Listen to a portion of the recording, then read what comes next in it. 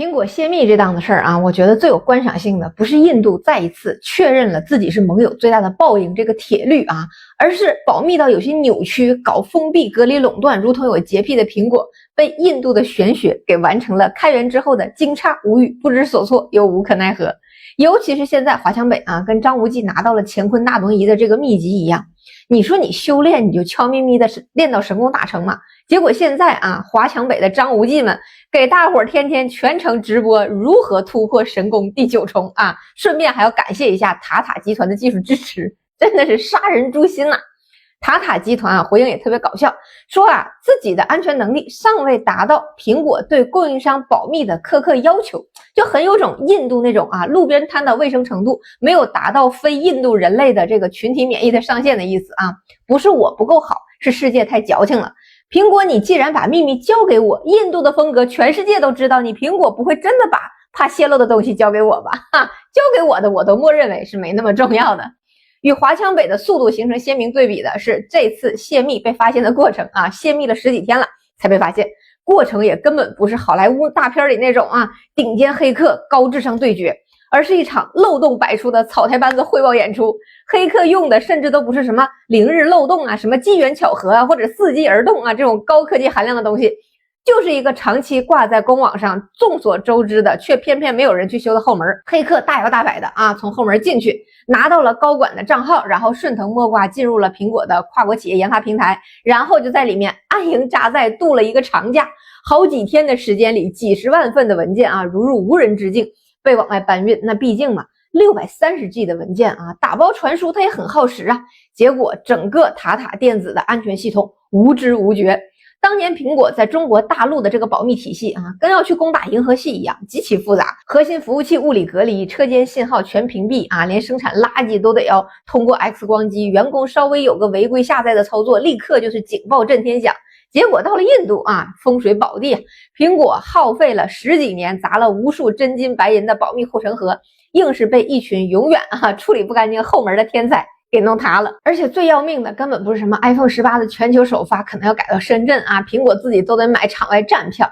iPhone 18 Pro 的外观或者 A20 的这个芯片技术手册被曝光不是问题的核心，对于真正的产业博弈来说，外观参数的这个泄露啊顶多算是丢了面子，真正要命的是那份完整的物料清单和全球产能布局的规划。过去这10几年苹果的果链为什么这么值钱，靠的就是极致的信息隔离带来的绝对的定价权垄断。他把所有的供应商都关在不同的黑屋子里，只有他自己掌握全局，然后通过赛马机制让供应商互相卷，把利润都压到骨头渣子里，自己得到最优解。现在好了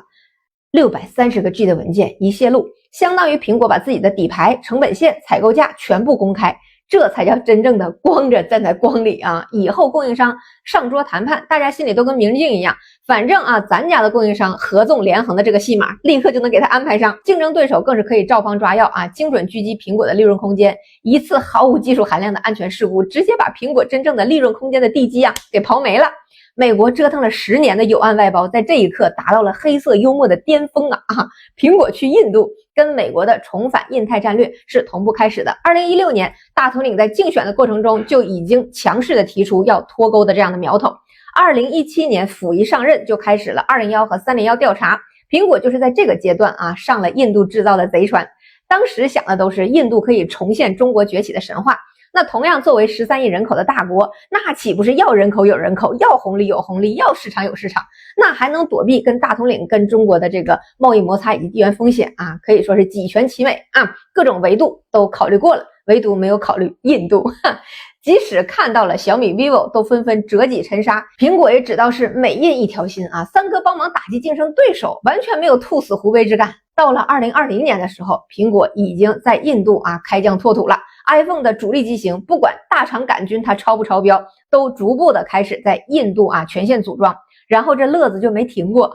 2020年12月，苹果的供应商维创在班加罗尔的工厂因为拖欠和无故克扣工人工资，还延长了工作时间，导致工人暴动，上千人冲进厂区打砸设备，生产线直接瘫痪。苹果事后呢把维创列入到观察名单，这个时候的苹果根本没有意识到问题的严重性只是觉得可能就是一个供应商的问题。那21年的时候呢，印度数字基金会联盟等多家主体联合向印度竞争委员会投诉，指控苹果在 iOS 应用市场滥用支配地位。22年初步核查，结果认定苹果违反了印度的竞争法。注意，这个时候印度的反垄断罚款规定还只以印度境内的营业额为基数，最高罚10%。到了2023年，和硕在印度的工厂也发生了火灾就是因为印度老旧的电力问题。就这个时候了，苹果还觉得那也可能还好依旧是头也不回的扎进印度的这个怀抱。可以说呀，杀猪盘之所以可怕，